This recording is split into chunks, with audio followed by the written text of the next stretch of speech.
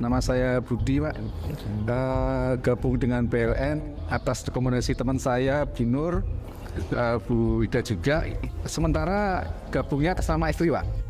Jadi atas nama istri, pada saat gabung itu masih rame-ramenya koperasi industri ya, Pak. Pak Niko itu tahu. Ya. Tapi dengan pertimbangan beberapa hal, saya mantap untuk memutuskan gabung dengan PLN. Gitu. Dasarnya trust, Pak. Karena saya percaya Bu Nur mendapatkan manfaat dari PLN, Bu Ida juga begitu gitu.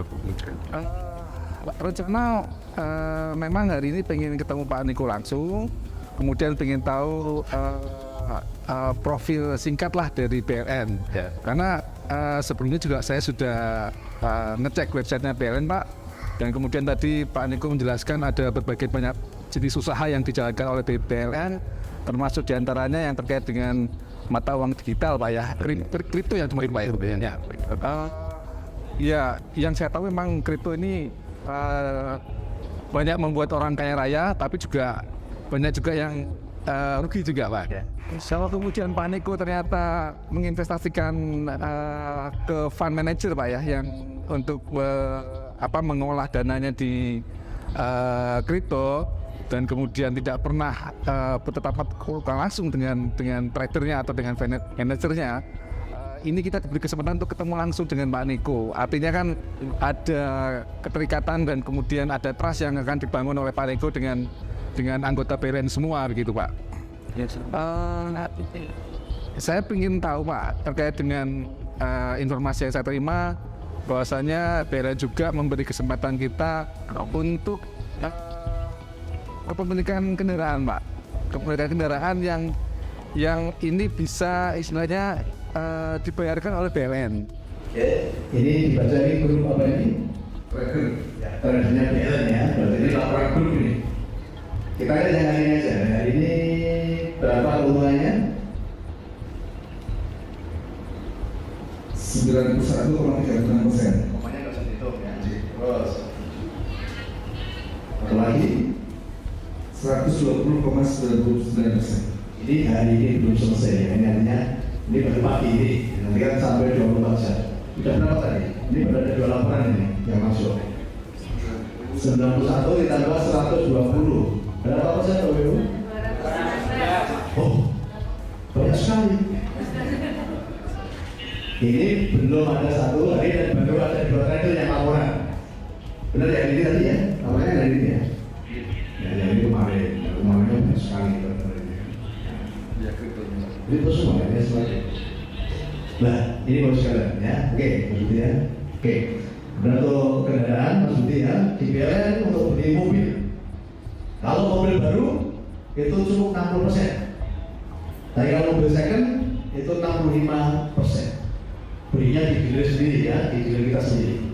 Nanti kalau pengen mobil nanti tinggal ngomong ke bagian dealer, Mas, kamu butuh mobil yang seperti ini ya. Nanti dihitungkan. Ya, kalau stok dealer ada, itu bisa langsung bawa pulang walaupun belum ngasih uang. Asal anggota PLN ya. Jadi banyak kemudahan. Mas Budi gitu saja ya, kalau beli mobil belum bayar tapi dibawa pulang yang mobilnya ya. Iya. Karena Pak anggota kurang-kurang itu, Bu. Ya. Tunggu mobil duitnya kurang, gimana sih? Ya gitu. Orang supaya memenuhi. Bapak Ibu pernah dengar ayat bahwa sebaik-baik orang adalah orang yang kenapa? Prakteknya udah gede sendiri. Ya. Itu ketika kita bermanfaat bagi orang lain, Tuhan pasti tambah-tambahkan. Tapi seringkali kita bicara tentang apa? Ego kita sendiri. Jadi kenapa PLN bisa sebesar ini? Itu semua dimulai dari niat, terusnya. Ketika kita punya niat untuk membantu banyak orang, Tuhan pun bukakan tingkap-tingkap rezeki yang tanpa batas. Ya. Tapi seringkali kita ini berpikir tentang itu. Saya berharap semua kita melakukan seperti itu. Selama ini melihat YouTube ya untuk mengenal PLN, karena saya di salah satu grup WA itu ada yang mengenalkan BLN, tapi beliaunya posisi saya juga nggak kenal dengan beliau, tapi dia berada di kalau nggak salah di Solo. Tapi saya masih belum tertarik sampai saat ini saya masih penuh pertanyaan.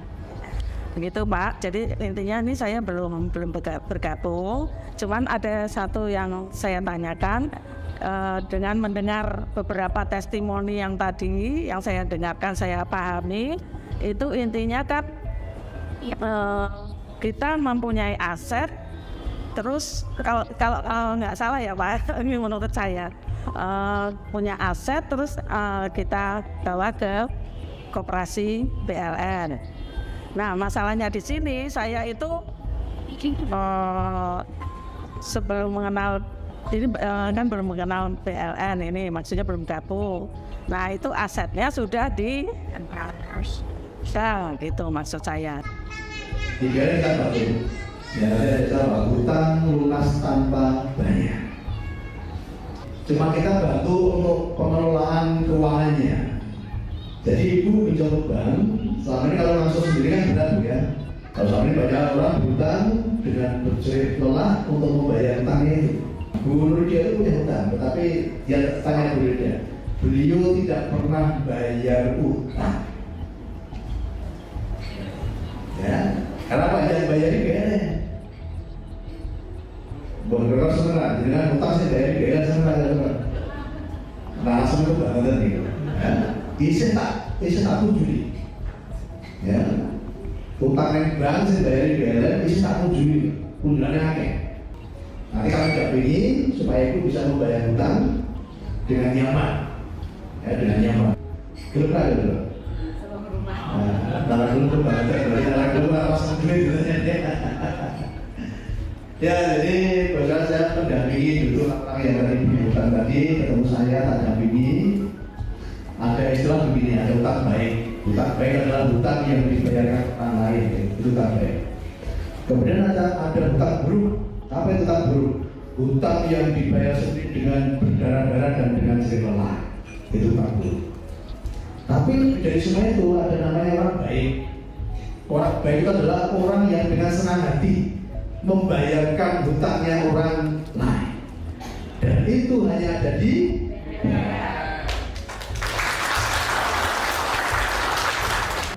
hidup itu untuk bermanfaat bagi orang lain. Dan itulah yang membuat saya dan keluarga semakin bahagia. Ya, semakin bahagia. Kalau bisa bicara itu, saya sudah selesai dengan diri saya sendiri. Saya cuma punya anak 3, istri 1, cukup. Ya. Kenapa dari repot kurang turu? Ya, melayani mau bersusah-susah kan gitu. Tetapi hidup bukan untuk itu, bos. Perkenalkan, nama saya sama-sama Budi tapi belakangnya ada Wiono Pak. Jadi saya Budi Wiono dari Kecamatan masuk wilayah Kabupaten Demak ya, walaupun di pinggiran kota Semarang juga. Kalau mendengar tadi dari Bapak adalah masalah pendampingan, tapi mohon maaf sebelumnya saya belum menjadi anggota tapi mau jadi anggota ya.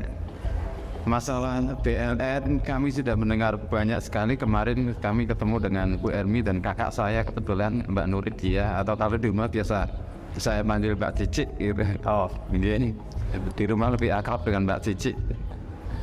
Sudah banyak cerita tentang dia, dan untuk masalah pendampingan itu mungkin saya perlu kejelasan juga. Permasalahannya pada saat menjelang pensiun, mungkin saya sedikit cerita Pak.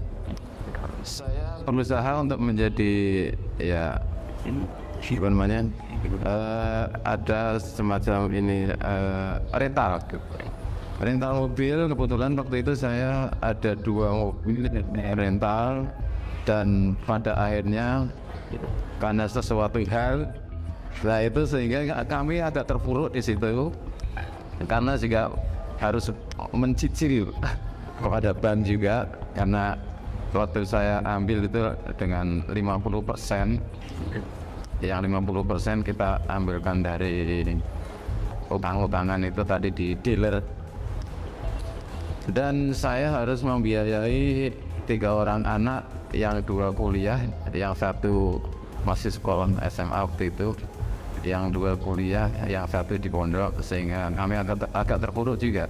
Sehingga kami karena tidak ada pendapatan yang lebih daripada uang pensiun, saya menyekolahkan sertifikat. Nah, sampai sekarang dengan adanya pandemi yang kemarin 2 tahun, yang juga agak terpuruk juga untuk mencicil sertifikat saya yang ada di BPR, emang dengan bunga berbunga itulah yang menjadikan kami juga agak kesulitan. Nah, ini untuk permasalahan ini barangkali ada jalan keluar untuk kami. Ya, di samping mungkin BPR-nya bisa terlunasi atau mungkin ada pendampingan dengan cara yang bagaimana, kami mohon petunjuk supaya kesulitan di bidang keuangan mudah-mudahan segera teratasi. Demikian, kurang lebihnya mohon maaf dan terima kasih, Pak. Pengalamannya bagi sekalian, saya seorang konsultan, seringkali banyak orang ketika sudah mau pensiun pada bingung dan datang ke saya. Pak, saya ini mau pensiun, Pak. Kira-kira bisnis apa yang bagus? Ya? Tapi sampai tempat saya bukan tak kasih solusi, tapi tak marahi, Pak.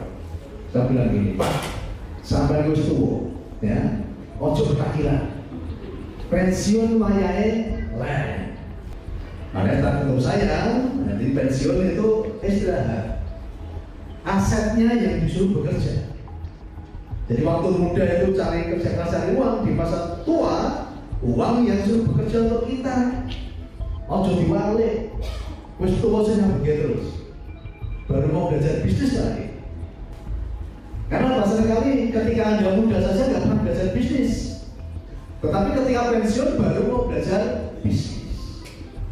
Ingat, bisnis orang cukup langsung jadi biaya belajarnya itu tinggi. Wes pensiun agar belajar bisnis, orang mau kayak Pak Budi mau ya, orang tambah penawurnya tambah sorot, dan ini dialami oleh ribuan orang seperti itu. Jangan pernah merasa orang yang paling menderita di dunia ini, ya. Karena di bawah Bapak masih banyak sekali. Di sana biaya belajarnya itu tinggi. Biaya transaksional nanti datang ke Salatiga, saya akan dampingi sampai betul-betul nyaman kehidupannya Pak Budi. Oke, ya.